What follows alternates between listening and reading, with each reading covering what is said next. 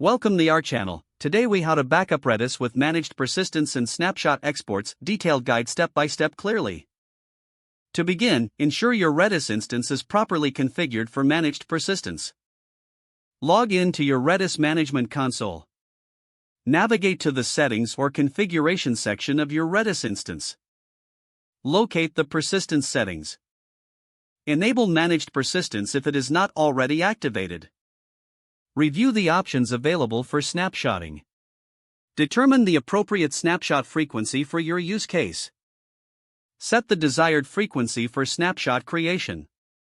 Now, let's export a snapshot for backup purposes. Find the export or backup option in the console. Select the type of snapshot you wish to export.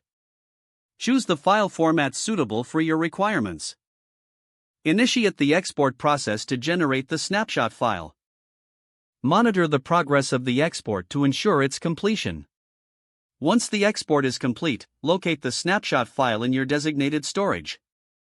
Download the snapshot file to your local machine or secure storage.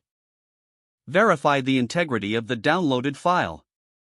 For added security, consider encrypting the snapshot file. You may also want to set up a regular schedule for future backups. Document the process you've followed for reference. Store your backup files in a secure and easily accessible location. Review your backup strategy periodically to ensure effectiveness. If the page does not load, refresh the browser or try again in a private or incognito window. Make sure you are using the correct email address, then retype it carefully to avoid small typos. If your password is not accepted, use the reset option and create a new strong password you can remember. Check your spam folder for verification or security emails, then complete any requested confirmation steps. Enable two-factor authentication if available to improve account security and reduce unauthorized access risk. After signing in, review your profile details so your contact information and settings are accurate and current.